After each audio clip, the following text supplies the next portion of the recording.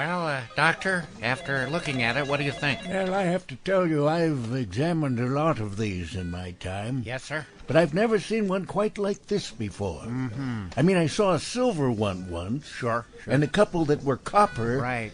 But this is a new one on me. I imagine so. I've heard of pinkies, I've heard of green thumbs, Yeah, but I've right. never laid eyes on anything like this. Yeah. Goldfinger It would be funnier if it was a middle finger. Yeah, I wish. will not be presented at this time. How much do I owe you for this visit, Doctor? I think your top knuckle should be adequate. In order to bring you the following special podcast. It's almost live. Still alive. It's alive! A limited podcast series about Northwest Television's legendary TV sketch comedy show. An amazing phenomenon. Featuring intimate conversations with the writers, performers, creators. Rustlers, cutthroats, murderers, bounty hunters, desperados, bushwhackers, hornswagglers, horse thieves, bulldykes, train robbers, bank robbers, ass kickers, shit kickers, and Methodists! Your host was one of them, I think I would remember a thing like that. Pat Cashman. What's the matter with you? Almost live. This is just a real nice surprise. Still alive. Just a real nice surprise.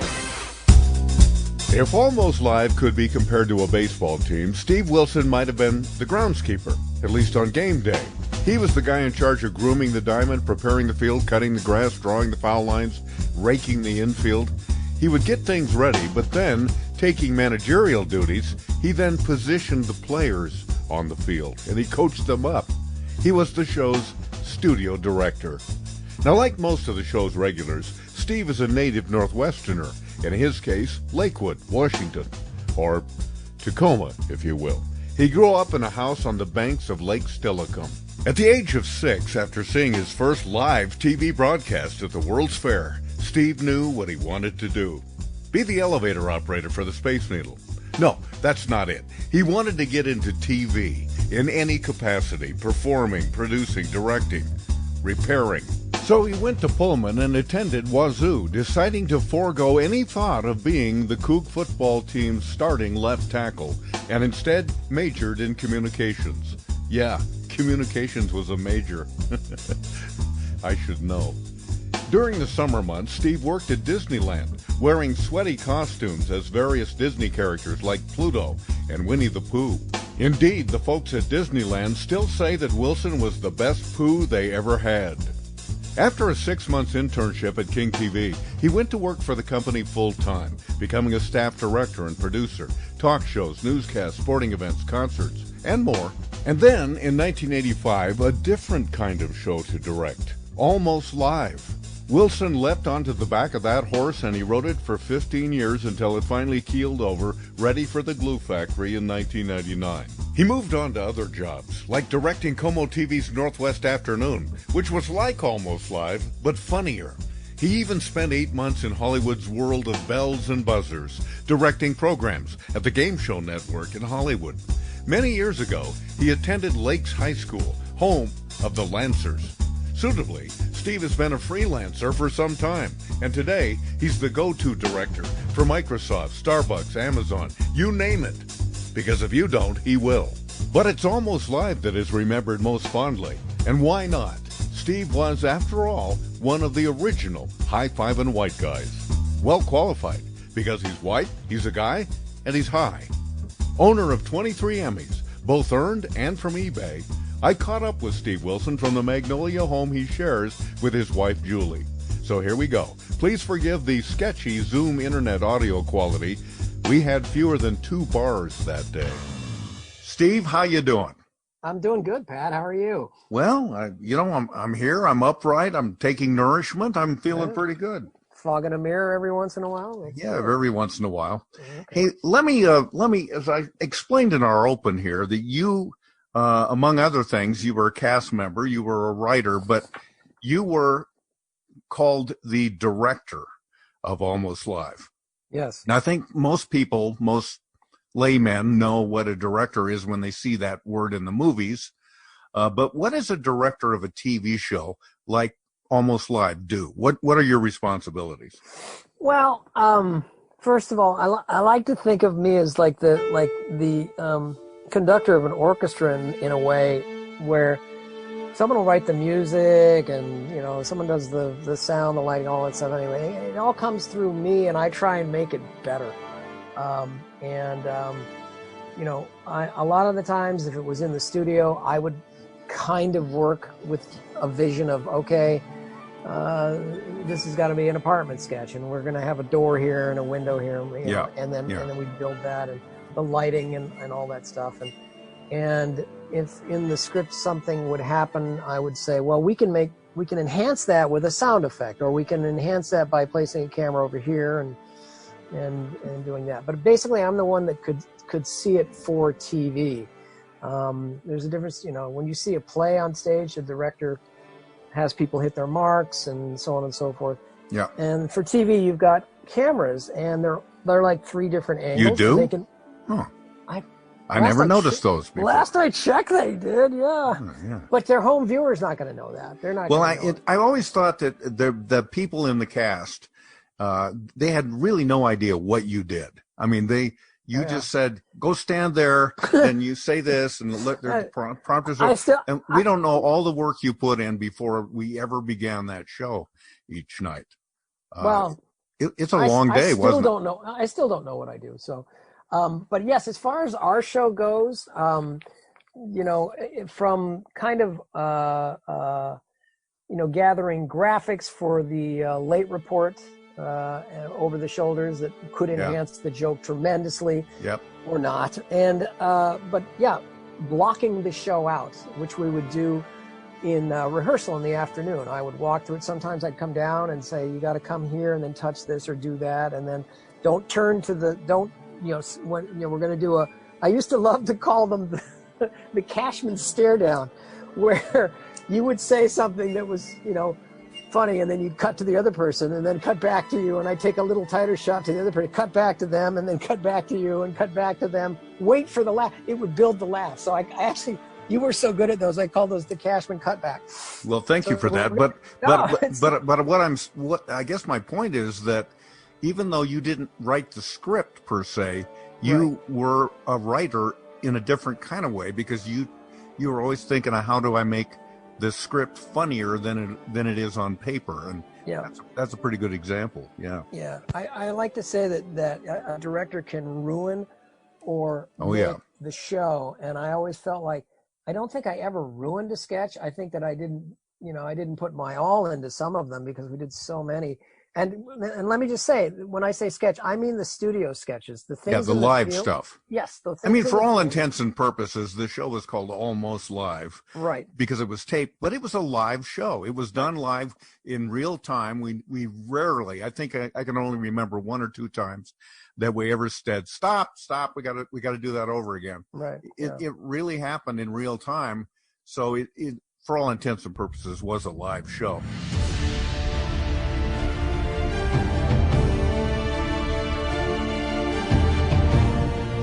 And there's an energy and a kind of an excitement about that. I think both for the cast and the crew, and also for the audience. They know that what they're seeing happening in front of them is what's going to be on TV that night. Right. So that made it kind of fun and exhilarating. Well, it's like I always said, we work without a net, and that Funicello, is that who you're referring to? No, not a net. No. Oh, all right. Yeah. Was she a cast member? It is true though. If there was a screw up, you must have, because I've told this story to other people before. I would get in my car, the show would be over, the audience would leave. I'd get in my car to drive home and be about 10:30 at night or whatever. And I lived in Redmond, and I would get about halfway over the 520 bridge, and I'd just start screaming at how I had screwed a bit up, or something that wasn't quite right that I knew I should have nailed. And I wondered if you ever did that after the show, saying, God, man, I wish he would have delivered that line better, or I wish I'd taken that camera sooner. Or did you just say, well, it's done, that's it, I'm gone? that's the beauty about directing live TV is that 27 minutes and 35 seconds later, we're done. It's like, it's done. It's like so far in the rearview mirror, we got to go on to next week's show. I think every commercial break I was beating myself up about, I could have done that better. I would have to say that maybe 5% of the stuff that I directed, I was really pleased with. But now, and I think you're like this too, if you look back at the old tapes and you look at, I'll look at them online every once in a while, or they used to play them here. Everything's on YouTube too. Pretty much, yeah. You can watch it on YouTube. I'll play something for my wife she never even watched the show. She didn't even know anything about it. So I'll play something for her to. What a jerk she is. I know. Well, I had to find someone that would accept me as I was. So. Anyway, it's like I look at it, I go, God, that looks really good. That's really funny. That actually plays very well. I remember it as like, oh, this one makes a pit in my stomach. And it's like, oh, Yeah, there's one bit that I remember doing. I was so thrilled. We had Dave Niehaus, the legendary Mariners announcer, and Rick Riz on the show. It was a masterful, hilarious bit that Bob Nelson. Are you okay? I'm hearing a little clunking noises there. No, I'm good. Okay. No. That's me laughing. That's Bob, me. Bob Nelson was the announcer for the low-key baseball network. Well, we have a clip here from that unbelievable Mariner playoff series with the Yankees last year. So why don't you go ahead and show us how you would have made that call? Okay. All right. Sure. Cora is batting, and he bunts it, and he's safe at first.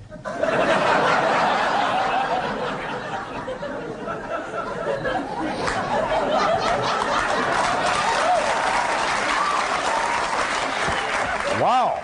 I didn't get excited at all on that. You would have never known that was a thrilling play at first base. Thank you. I thought about that bit a million times because nobody else could have played that part. No. Except him. He was just quintessentially brilliant. It makes me laugh every time I see it. But I always was critical of my thing in it because I thought I was way too excitable, way too goofily and obviously taken with the fact that Dave Niehaus and Rick Riz were sitting in front of me. It is Grand Salami time!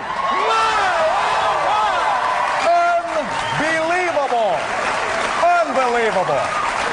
Wow, you took us right back there again, Dave. But then I look back at the bit years later now, and I said, it was okay.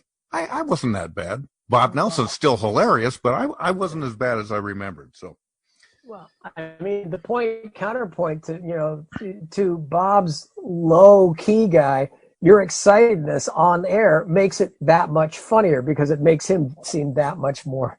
Thank you. I'll take that. So, okay. Well, I thought if you'd have said, yeah, you know what, I thought about this, and I thought the more excited I get, the less excited he'll look. I would have said, yeah, that's the brilliance of Pat. No, I'm not that deep. I didn't think that much into it. Okay. Let's back up a little bit. When you were a kid, did you want to be? I mean, I know you were a huge J.P. Patches fan, and you loved TV as much as I did. And did you ever say, you know what, someday I'm going to be on TV. I'll be a performer, or did you say, no, you know what? I don't want to be a performer per se. That'll be fine, but I want to direct other people. In other words, like you said, you want to be the conductor, not the guy playing the saxophone. Well, I'll tell you a story about how I first fell in love with TV. I was taken to the World's Fair in 1962 by my parents. And King Broadcasting, against your will. That's right. But, they were my parents. What was I going to do? So they took us, the King Broadcasting was broadcasting all of their shows from a corner of the Coliseum, which was the U.S. Pavilion at the time.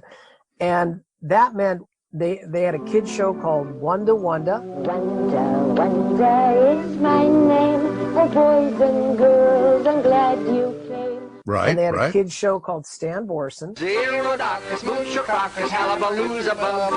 That's the secret password that we use down at the club. And they did their newscast there. And now, our telecast of Century 21, the Seattle World's Fair, is being brought to you live and direct from Seattle.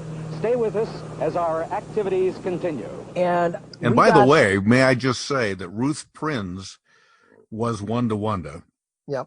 And as of this taping, she's still around. I believe she's around 100 years old now. I will say this. I saw Ruth Prinz less than a month ago in the Magnolia Village. Yeah. Oh, that's great. Yeah. I remember if people don't remember the show, it was a long time ago, but she was this masterful storyteller. She'd come out in this little kind of, I don't know what you'd call it. She looked a little bit like MC Hammer. It was kind of that kind of outfit. You can't touch this. I smelled it. I'm going to be water. Touch this. And now the water is right. It's sort of a Harlequin outfit. Yeah. That's better. That's a better explanation. But she told me, I got to talk to her a couple times. She told me the first thing she'd have to do when she came into the studio to do the show was she had all these stuffed animals all around the set. And the crew, the TV crew, would put these animals into various sexual positions. And so every day without fail, she said, okay, you guys. And then she'd have to reassemble all of the animals again. And apparently they did it every day. And I'm sure. Yeah. I'm sure. I'm absolutely sure that's what happened. Will he, won't he stand up today? Will he, won't he, what do you say? So anyway, I'm 6 years old, and we're like, we get there, and the kids get to sit on the floor behind the cameras. You know, there's 3 cameras there, and she's doing her whole show. And she went in this house that they built this special house for the World's Fair, and it was called the Turnaround House, and it would like turn around. And I'm sure there's a floor director, and it's going and going, and then the show ends. And so, you know, I don't even think about it until these guys start picking up the toys, and they start tearing the Turnaround House down. And she snuck out or something, and I go, hey, what are you doing? You're tearing down Wanda's house. What are you doing? And like, my mom physically had to restrain me and say, it's make-believe. It's pretend. It's not real. And that's when I saw the cameras and the lights, and I went, oh, I get it. She doesn't live in the TV in a house. And then what they did, they took it down, and then they dropped the backdrop for the Borson show. And he was on Stan Borson. Yes, Stan Borson show. And there he is. And there it is. It looks a lot different on TV than it does in real life, you know, as the people who come to our audience will attest. And that's where I was like, oh, man, this is so cool. And we went home.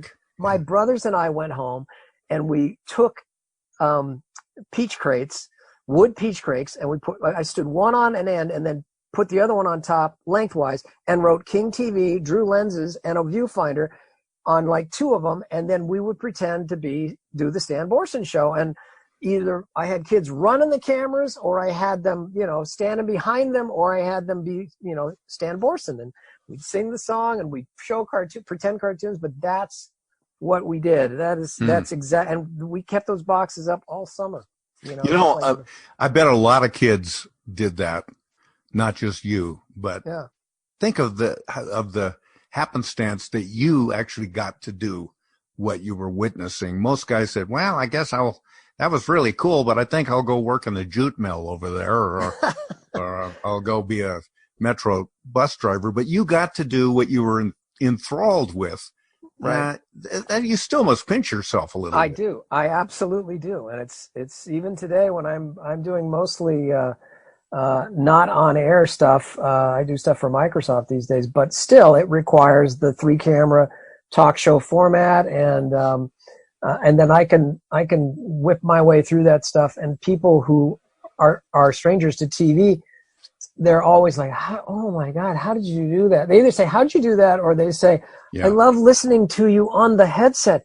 It's amazing how fast you work. And it's like, for me, it's all second nature, and it doesn't mean a thing, but you know, yes, I did get to work with my icons, but the people that I loved, I became very good friends with Stan and Chris Wheatus, JP Patches, And, all of them that were in between those guys. I even, went and hunted down some of the old guys from the Patches show, Patches show, from the Borson show that were on during that time. And long into, when Almost Live was on the air, we would have those guys on. We would have Patches on, and all I had to do was make a phone call, and he was there.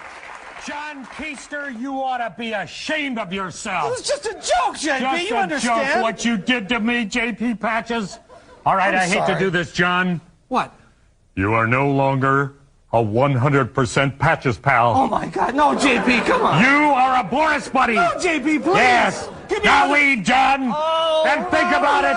Think about what you've done. Hey, it worked.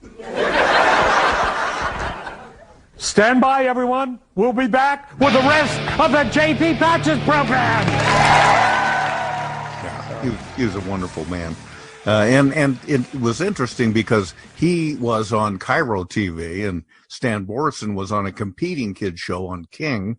Yeah. But those two guys got to be fast friends. There was no competition there as far as personal friendship was. I have a couple pictures of them, out together during that heyday, during the heyday. And yes, they would go out to dinner and they had their favorite restaurants. One of them, gosh, what is the name of the place that they both loved?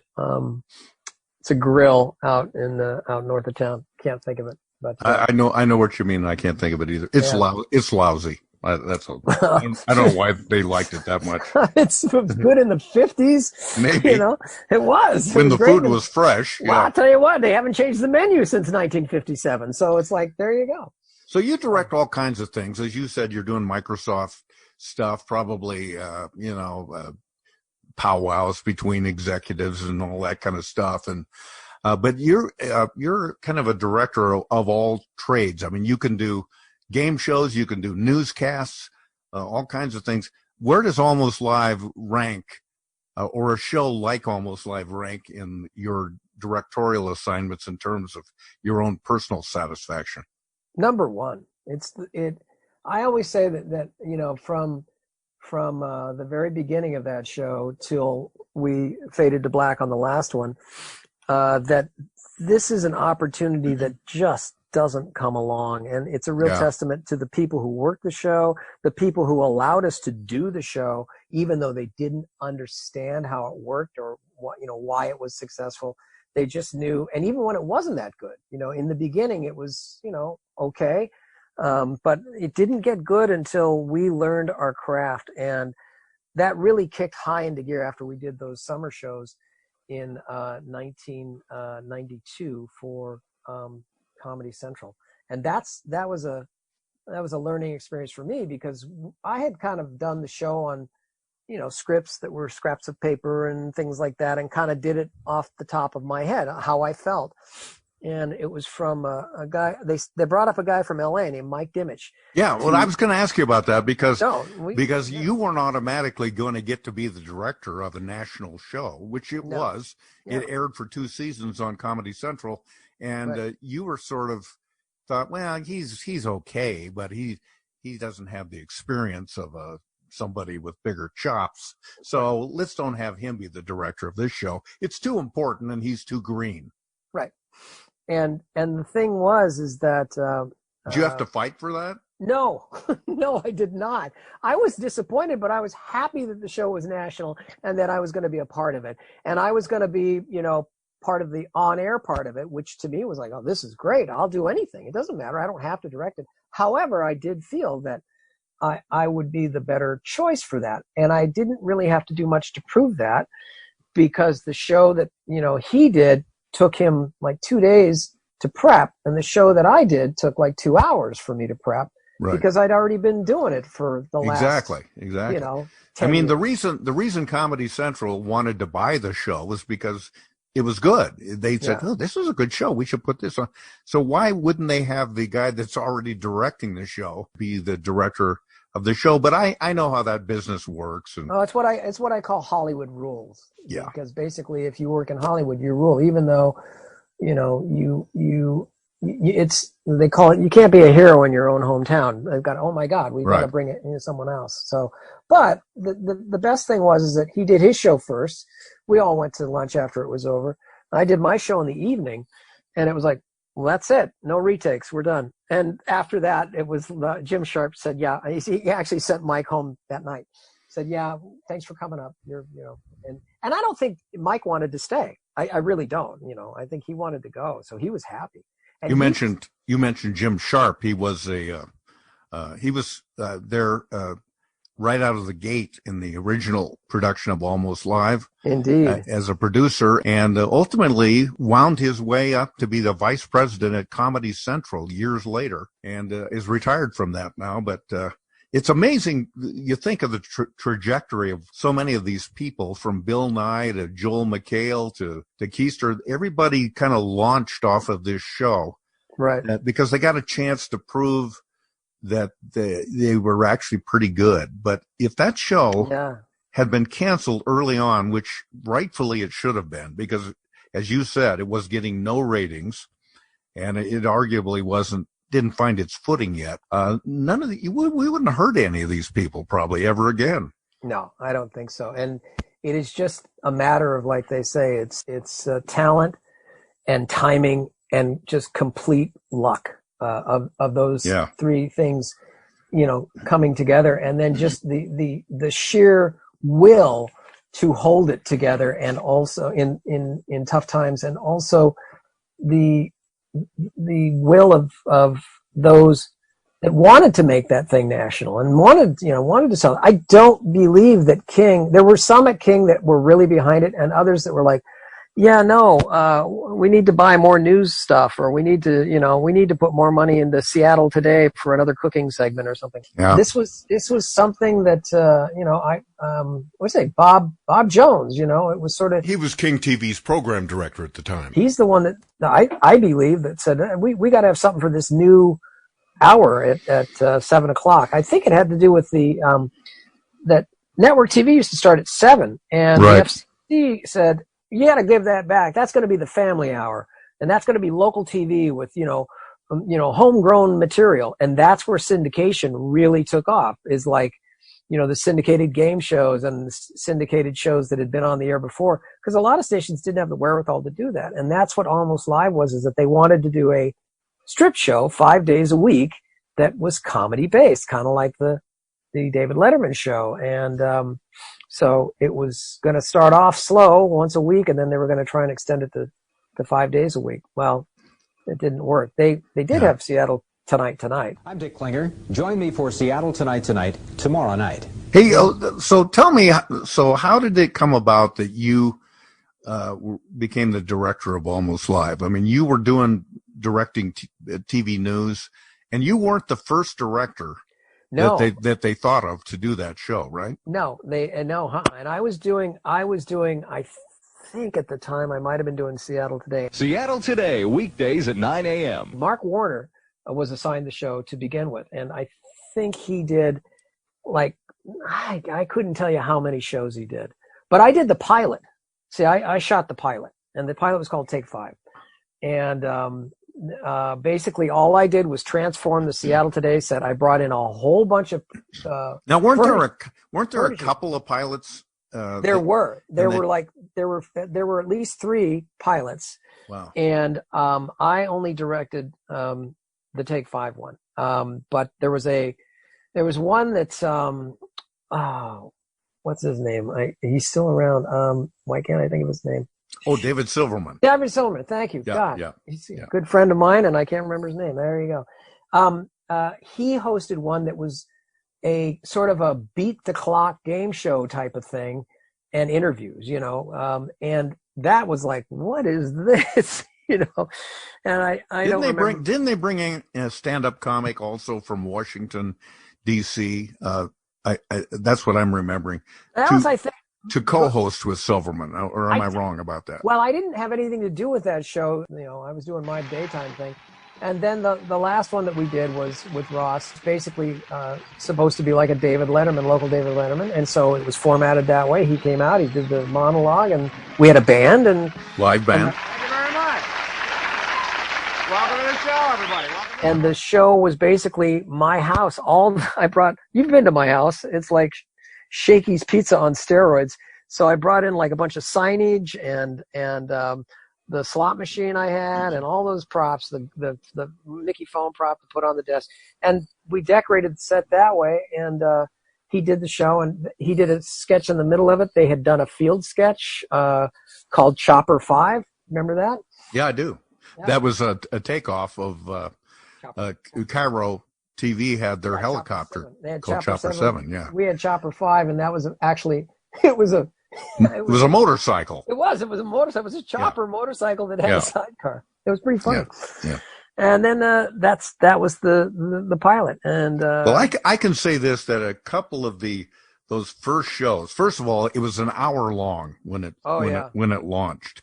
And it was on at a horrible time. It was like Sundays at 6 p.m. Am I right about that time? Yes. Yeah. Yeah. And nobody was watching that. They just come out of a newscast. The formidable Ken Schramm show, Town Hall Tonight. I think that was the name of it. Town Meeting. Thank you. And it was on Como TV.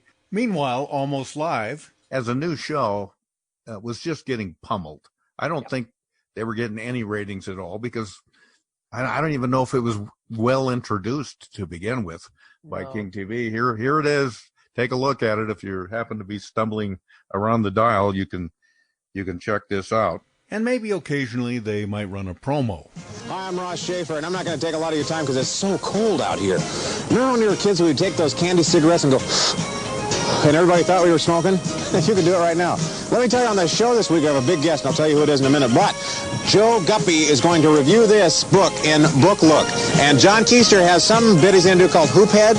Hoophead, yeah. And we have the new Rainier Beer commercials, and here's our big guest. Governor Booth Gardner is on our show this Sunday at 6 on Almost Live. It's so cold out here. And by the way, that Hoophead thing that Ross referenced was pretty good. Hey, everybody, let's play Hoophead. Hoophead, that's the name of Koner's brand new action game. Yes, get Hoophead, the hoop and ball game with the moving target. Hoophead, that's the name of Koner's brand new action game. Hoophead, bald guy not included. Doing local comedy is a neat idea, and they're not giving it a shot here. What I'll say about the early shows, what I call, I guess the Ross shows, and then later Keister did it. That's a talk show format that has comedy sprinkled in it. I mean, if you think about a Letterman show, he did very good comedic interviews, and you waited for the big guests, and we had big guests, and we had stand-up comedians, and I mean, there's a lot to that show. Tick off some of the comedians that were on that show. Oh, my God. The Ellen DeGeneres. I've been keeping in shape lately, You have to. I'm getting older. I'm 27. People say, you don't look 27. You look like you're about 23. I'm lucky because that runs in my family. My grandmother is 97. She looks about 93. Have a little nephew who's 4. Doesn't even look like he's born yet. Jerry Seinfeld and... Cover to cover, I have no idea what's happening in the world. But I'm reading the paper. What's amazing mostly to me about the paper is that whatever goes on in the world exactly fits the number of pages that they have in the paper. Dana Carvey was on? Dana Carvey was on, yeah. Isn't that special? Paula Poundstone, I remember. Okay, I was born in Alabama, but I only lived there for a month before I had already done everything there was to do. Even as an infant, I was bored and crawled to the state line. My parents said they had some packing to do. I said, fine, I'll meet you. I got to get out of here. A lot of the SNL stand-up comedians who were on SNL did that. Just tons of them. Tons and tons. And they were in town working at Comedy Underground or whatever. And when did that first show tape? What day of the week was that? Thursdays. Thursdays. We'd tape Thursday nights, and the show didn't air till Sunday, so you couldn't do anything topical. And the reason we did it Thursdays is because the comedians would come in. Right. And they'd usually do a Thursday night show that was empty. So they'd do one show Thursday night, and then Fridays they'd do 2 shows, and Saturdays they'd do 2 shows, and Sunday they'd go home. So they'd come in Thursday, and a lot of them were like anxious to get on. Jerry was pretty well established, but not really huge yet. But the deal was that if you were going to get on the Johnny Carson show, you had to either play the laugh stop in LA and have one of the producers come and look at you. Right. Or at this point in time, you could get a tape, and the only way to get a tape was to do a local show. Well, we were doing a local comedy show that had featured, at least 7 minutes of the stand-up, for act 4. And then they'd panel, and they do hard setups. So basically, big comedian comes through, or a semi-big comedian, and we would, after the show was over, I'd hand them the tape. I'd say, here's your tape. Here's both the segments. There you go. And they would go right to the Carson show. And more than a few got on the Carson show based on that tape.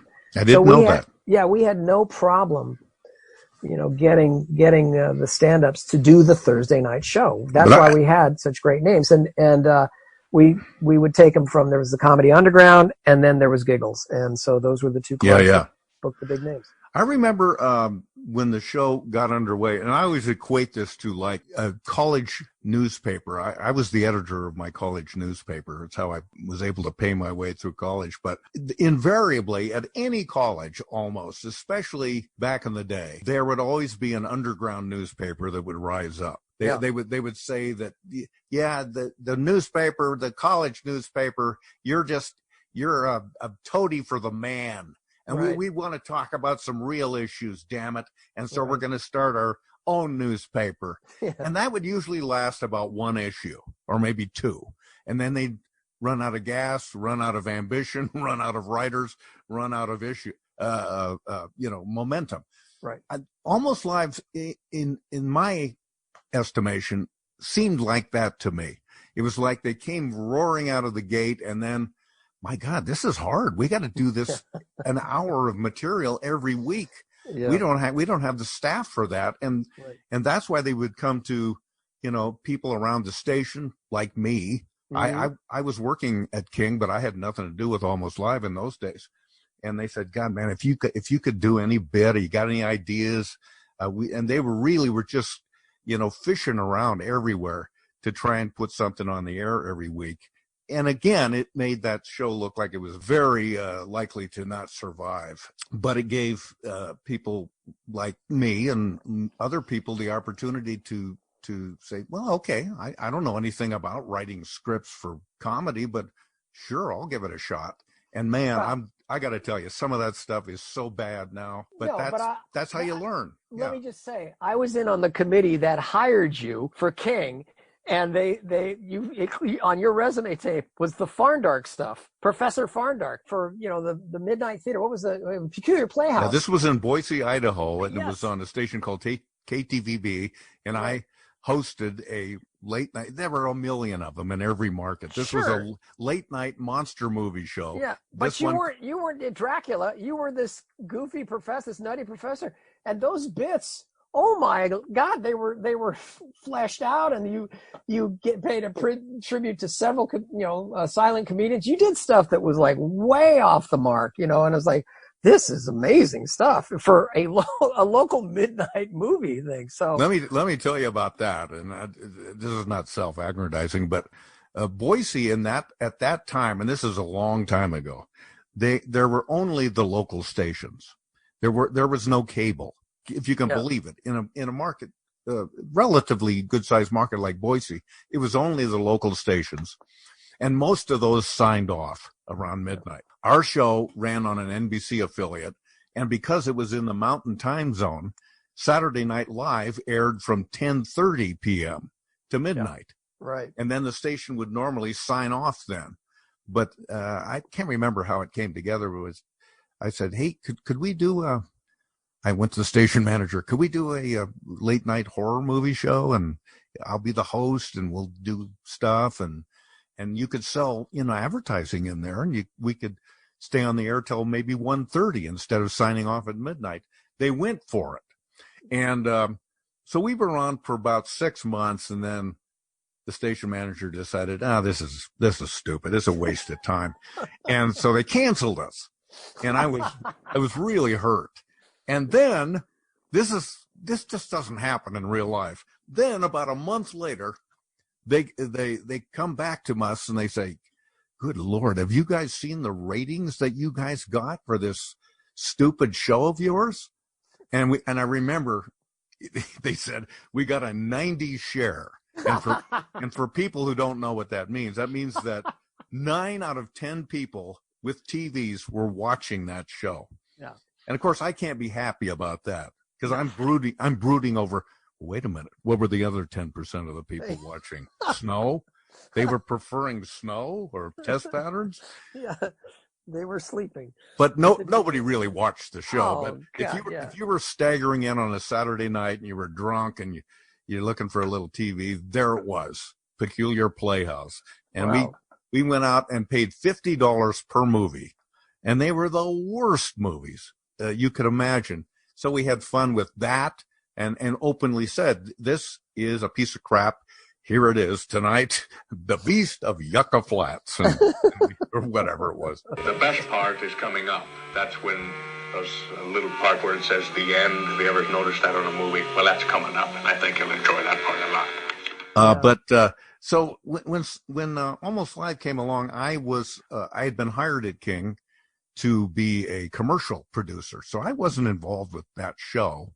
And in a way, it was kind of an advantage. I could look at it from kind of on the sidelines, and then I'd say, I got an idea for a bit, but I wasn't emotionally or certainly not financially involved with the show. So it didn't hit, and there was no sweat off my nose. But then I got to kind of fall in love with it, and especially about the time you started directing the show, I started seeing a change in momentum with where it was going and what its potential could be. Well, I don't think, to me, the show to me was like the best show to be able to direct. I consider it two different shows. There's the show where it was the talk show. I mean, the big names would come and do a music segment along with the comedians, that sort of stuff. And then when it was like, okay, it's still on Sunday, and Ross had gone to Hollywood to host the late show down there. And we had open call on host, and then they made Keister the host, and it was still the talk show.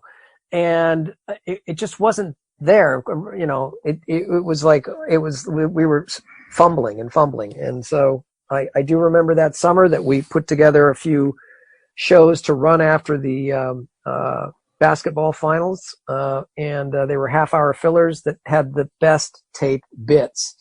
And then at the end of that summer, they decided, okay, we can flip the format to more of a Saturday Night Live and just have sketch comedy. We got rid of the band, we got rid of Keister became the host, and it was basically doing all sketch comedy. So that, to me, that's like I said, both shows were great.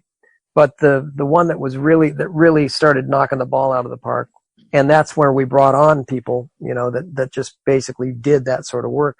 Yeah.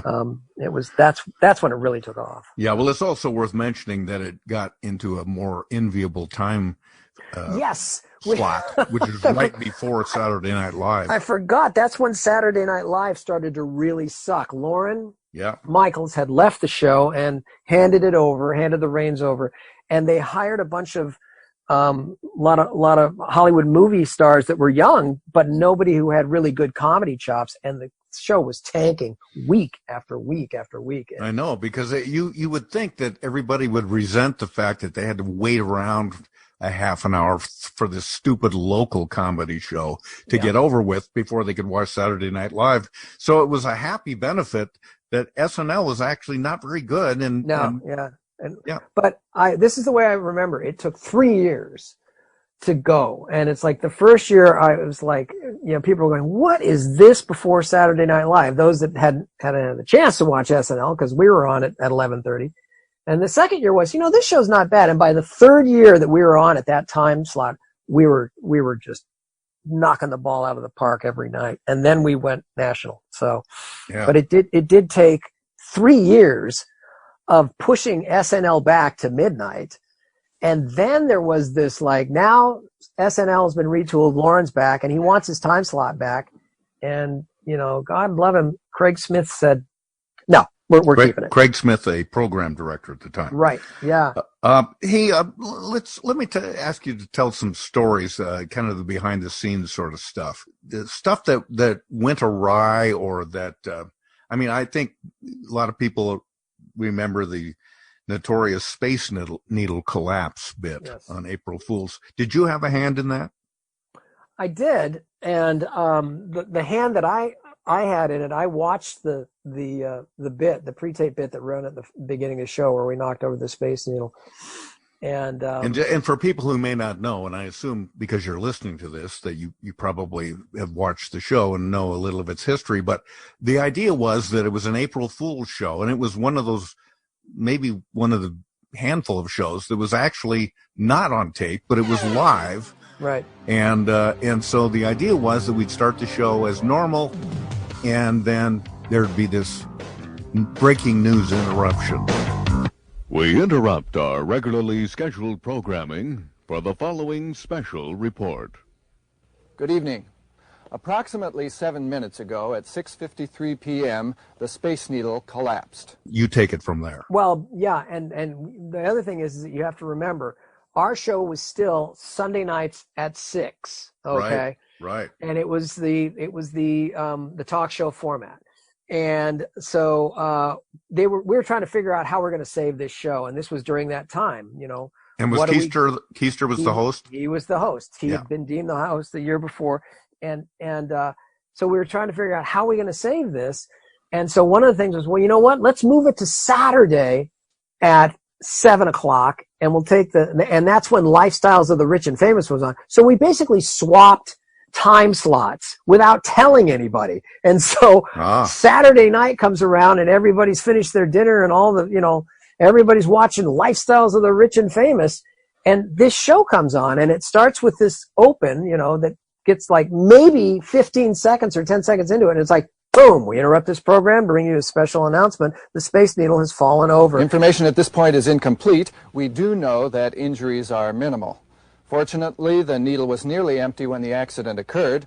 A maintenance man who was working on the lower level has apparently been taken to Harborview's emergency room for minor injuries. And so anyway, after that, it was like, we just come back and it's like, here's another breaking news. It's almost live. And we did that show live. And Keister comes out to the applause and he says, bummer about the needle. And he goes into his monologue, which is easy. And then pretty soon I'm up in the booth. It's Saturday night and the phone rings, and it's like, who would be calling me in the booth? So I pick it up, and it's actually the switchboard. Back in the day, we had anybody on Saturday nights at the switchboard. You would go to an answering service, and it's the answering service, excuse me. And they said, what have you done? And I said, I don't know. We've got hundreds and hundreds of phone calls here about the Space Needle falling over. And go, oh my God, they must be. And so I'm in the booth. I'm just amazed, in hindsight, that nobody saw that coming.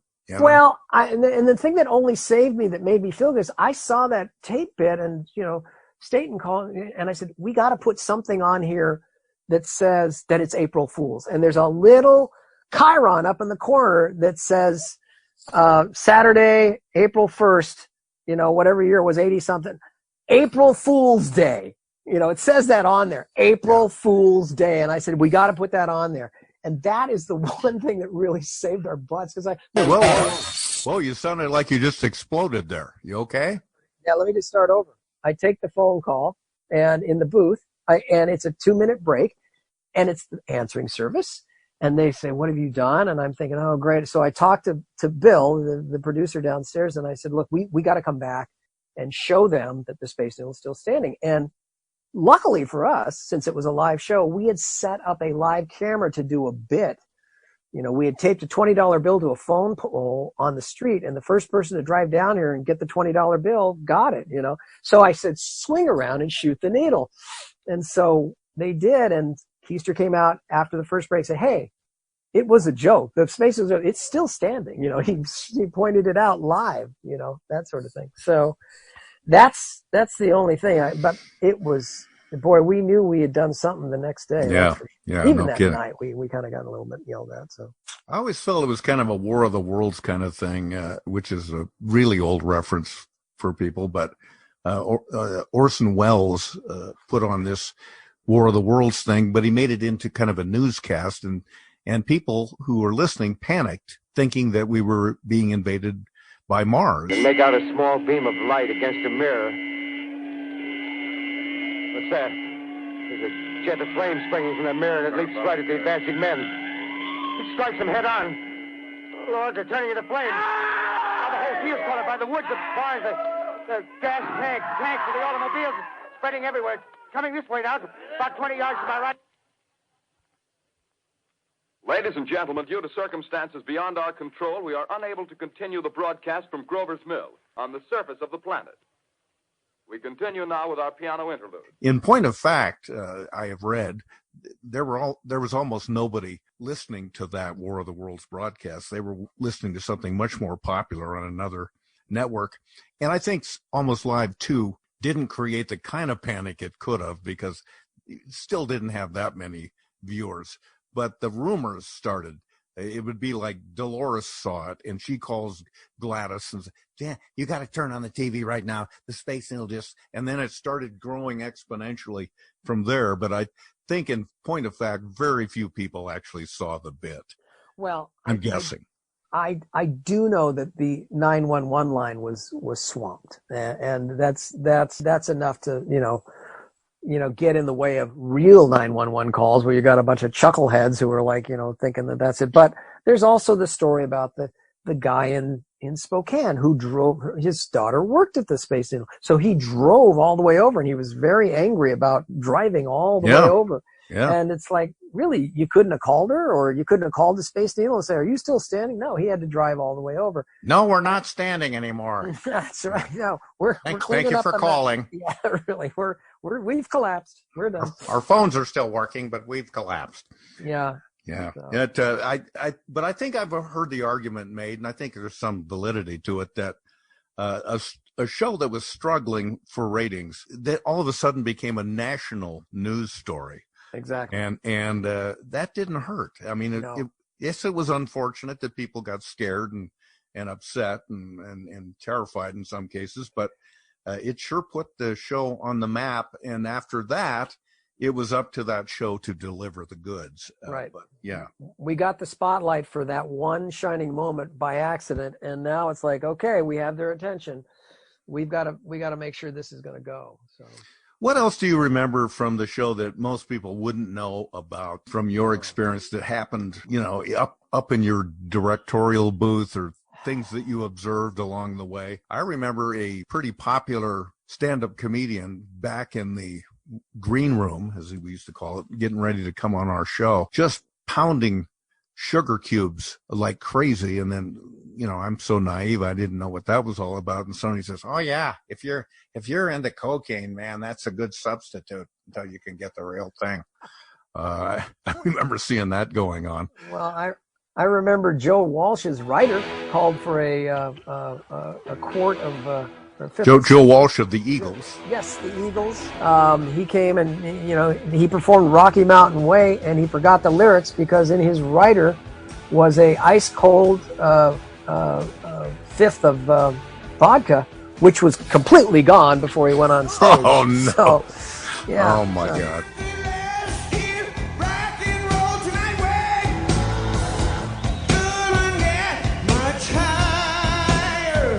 And so it's like, it wasn't hard because it was like, I said, "Hey, I'm a big fan. How you doing?" "How you doing?" It's like, oh my God.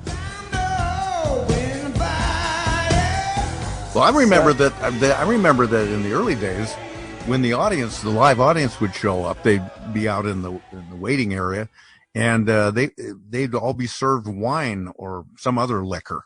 Wine or beer and pizza. Yeah, getting them good and liquored up before they came in to watch the show. And then that plan ended rather suddenly, didn't it? It did, because it wasn't because of the alcohol problem. I mean, alcohol was okay at King, but it put him to sleep. And a lot of times on that early show, I went and observed Saturday Night Live and the Tonight Show and the Letterman Show. And I realized that, the show starts when the people sit down in their chairs. Yeah. It's not when the director turns the cameras on and the lights on. No, the minute they come into the studios, you gotta get them, and you don't let them in until you're ready to let them in. That's the thing. You don't want to make them sit outside very long. So that was the thing, is that we'd have them arrive. We didn't know. So we'd have them arrive at like 6, and sometimes we wouldn't march them until 8. So they're sitting out there for 2 solid hours.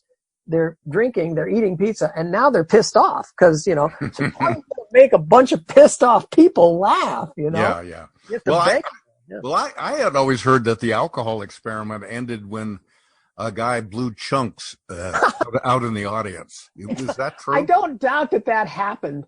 I don't doubt, but I think it was really more of they came to the realization that, gosh, you don't want to have them all liquored up because they're surly. It's like you have a whole audience full of hecklers, and it's like, that's not good to be putting on tape, So, but yeah, I wouldn't know. I don't remember that doesn't. I don't remember anyone hurling, other than me in the booth. But maybe I just made that up. I've always said that the people that worked on our show, Keister and Conway and Guppies and Bob Nelson and all those wonderful folks, Bill Stainton, they were, I can't think of an exception. Everybody was a sweetheart. They were very nice. Maybe it's a Seattle thing, but everybody's really nice. And if somebody's at a table reading a bit, nobody says, "Oh, that sucks. That's terrible. That'll never fly." Everybody's going, "Well, that's got some promise. That's good. That might work." That is the general demeanor of that crowd. And, but you, and I don't want to put you on the spot, but I mean, you could be the exception to that when you had to be. You could be a real hard ass, especially on taping day. Yeah. Because you had to be like a drill instructor and say, "No, come on, stop screwing around, everybody. We got to get this done. We're running out of time. We got to rehearse this now. Stand over there. Stop mumbling. Your microphone's too low. You're slouching." I mean, you had to kind of rub some people the wrong way, but I don't think anybody ever resented you for it. But we needed at least one person to be the bad cop there, or it just wasn't going to work. Right. No, I agree with that. And that it's also a matter of, like, we had probably an hour and a half to just loosely block the show. And, it's not that hard, but it's like there were some bits that took a lot of rehearsal and, to make sure. We weren't sure if it was going to work. If it was a science guy bit, we had to make sure it was actually going to work. And that might take 2 or 3 tries. And if it was like a bit where it was paramount that I cut at a certain point, I had to write all that stuff down. But I first had to walk through everybody in the studio. And the thing is that if they're not, this is natural. This is the way it works. If a performer is not in the middle of reading the stuff, they're kind of keeping loose and goofing off, and it's like, attention, hey, you guys, we have to get through this. We only have so much time. So it's kind of like what I called my time. That hour and a half was for them to make sure that they knew what they were supposed to do. But sometimes we had a lot of studio heavy stuff, and I had three things to get through, and it was timing was everything in the directing department. I mean, if I cut a half a second too early or a half a second too late, it's going to blow the whole bit, Cutting it right on the money makes the bit good. And then there's like what we call, remember we used to say, I'd always say the bit's a minute 30 with laugh, minute 10, so we'd always have that joke. But it basically, you could extend a bit out by 20 or 30 seconds if you got a rolling laugh. And with that, you have to be able to fill that time and make it even funnier. So that's the thing about me, is that, yes, I was like a drill sergeant. I was very strict about that time. And, I do understand it. I didn't like it. I hated myself after that, but I thought, God, this is the only way I know to get this thing going and get it on the air well. I remember, and I used to brood about this. Like I told you, screaming on the driving home. I wrote this bit called, it was about this guy who was a TV weatherman. And he was and they just started his weathercast, and he had just been informed seconds earlier that he was being fired. This was going to be his last weather forecast.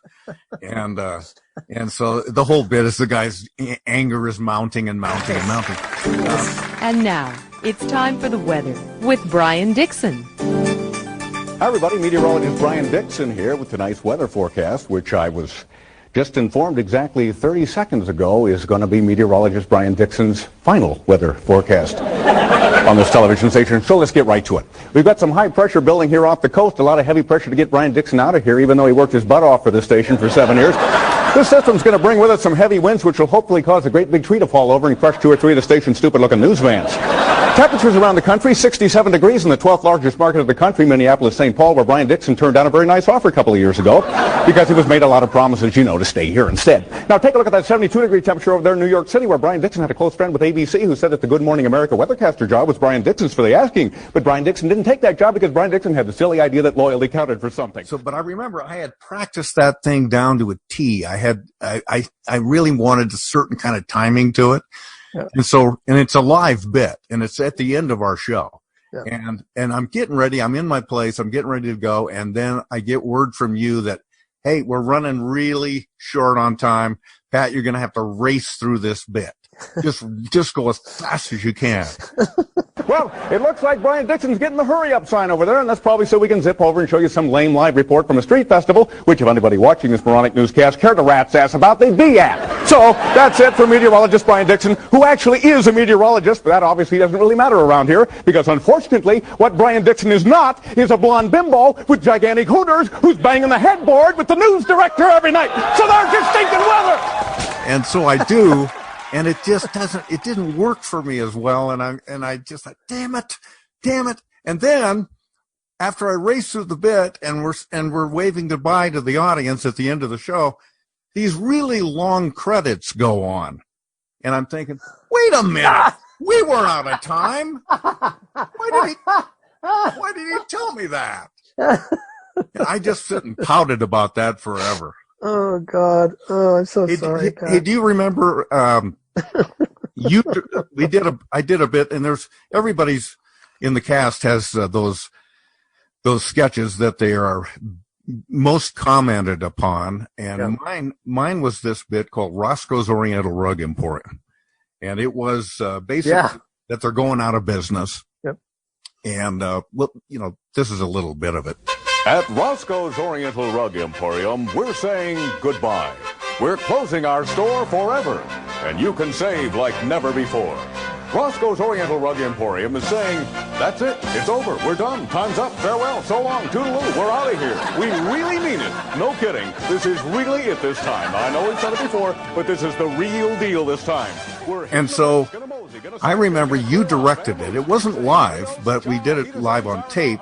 Right. And, which is essentially live. It is. It is. And all I can remember about it is that you walked me through it several times. Yes. And you knew why, because you knew I'm only going to get one take out of this guy. Snakes, for me, this is absolutely, positively it this time. We're not pulling your leg on this. And that is in fact what happened. I was so hoarse at the end of the bit that I was just dripping with sweat, and I remember falling down onto the studio floor when we were done. I'm not a professional actor, so I don't know how to breathe properly and all of that, so I practically made myself pass out. I was working so hard at it, and but we got that one that one take, and then I thought, oh jeez, now he's going to make me do another. And you said, no, we got it, we're good. Oh, thank God, thank you, Steve. What I remember about that, as I was saying, you're going to go from 1 to 12. You're going to go way past 10 and 12, and I know you're going to. So it's like you can raise your voice at this point here, on this line here, and on this line here, and on this line here. But then, that's it! Roscoe's Oriental Rug Emporium, going out of business since 1957. So you went from 1 to 12, and you still had a minute left in the thing, or like that. And I thought, man, he's at full volume now, and he can't breathe, and he's still got at least 40 seconds worth of copy here, and he's got to hit the bitter end. Yeah, I misjudged it. Yeah. Hey, we better give people some mercy and wrap this up. But what? You got started. You got to do very occasional talent things on camera because of your directing responsibilities. You never got to do a live bit because you were up in the director's booth. Right. But one of my favorite things that you ever did, and there are a lot of them, but there was a commercial series actually on the air for Encyclopedia Britannica. That was a real advertising campaign. I don't think people even have encyclopedias anymore except online. You know, hardly any of this stuff can really help me with my schoolwork. There is something you could have which would help you a lot. Do you know what that is? No, but I'm afraid you're going to tell me.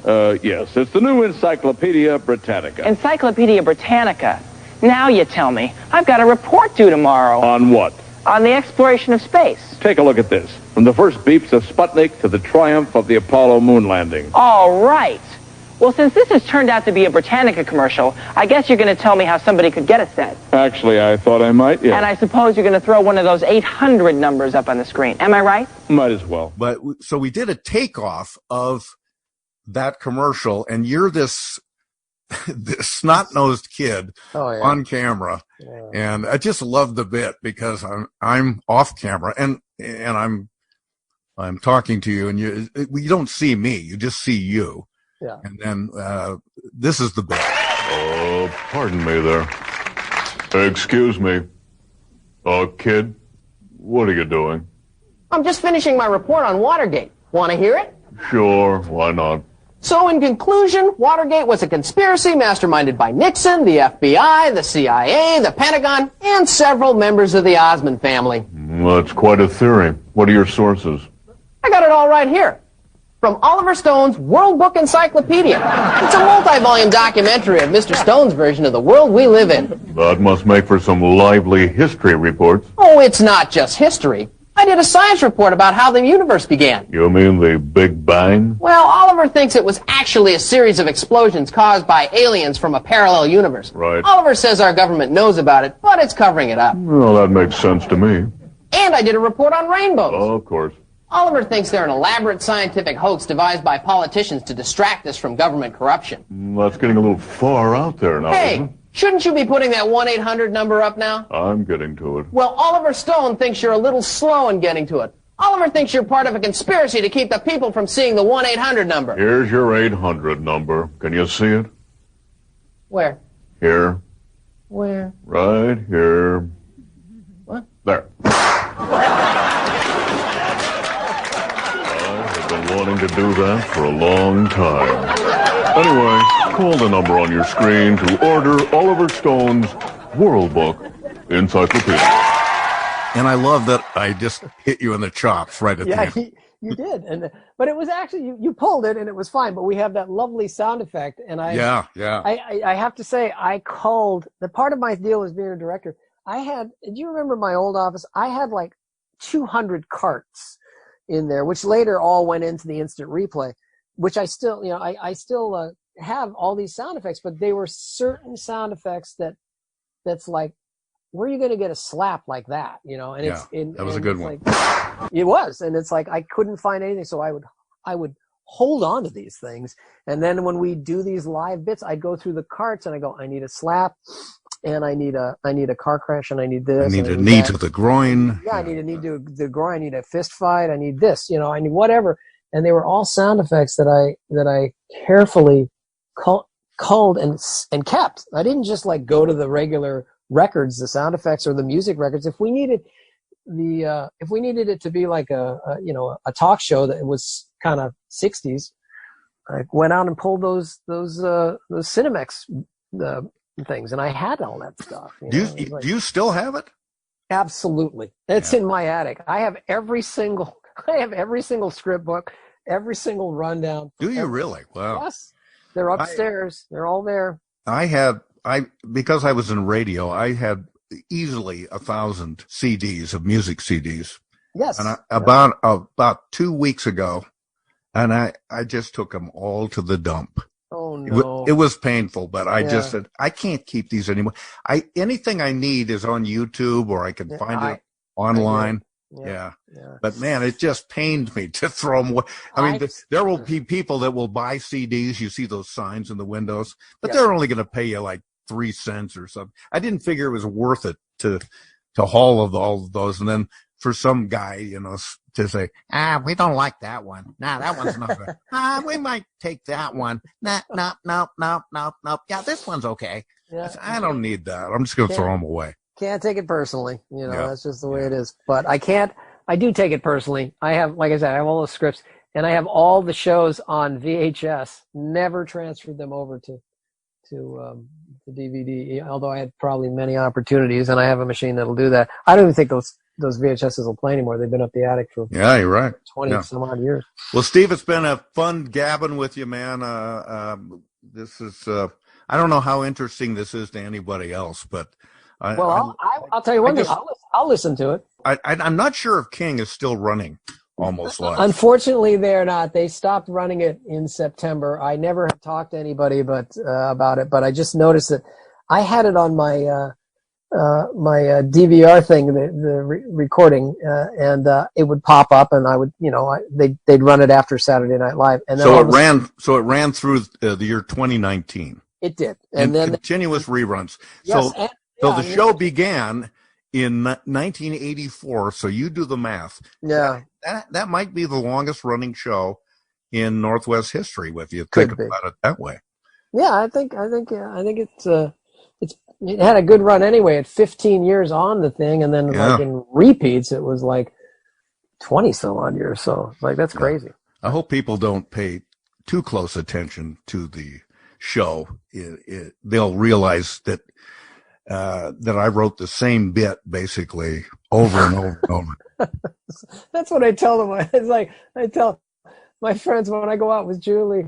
They say, "Well, you guys are a really good couple." I said, "Well, it's because she understands me. It's like that she knows I only have like 14 jokes, and so now they're at the point where I just go 7, and we go, ha ha ha ha. Well, I love that one. You got me beat by 6. Thanks, Dave. Take care of yourself. Thanks for joining us on this crazy podcast, and I hope it doesn't wind up embarrassing you too much, and I hope you can continue to get work. No, thank you very much. I had a great time. It's so much fun to talk to you, and sometime I'm sure I will see you soon. Thanks for doing this, Steve. Bye, buddy. Bye, buddy. Bye, buddy. Bye, buddy. Bye, buddy. The Almost Live, Still Alive podcast, produced and edited by Morris Patrick Cashman. Technical director is Dave Tavers.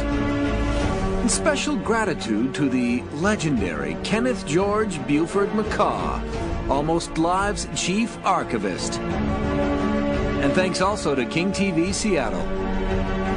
This program was made possible in part by the 12th century nun and mystic Hildegard von Bingen, inventor of spoken language. And by Emil Berliner, creator of the microphone. And I'm your announcer, that kid from Sluggy, Chris Cashman.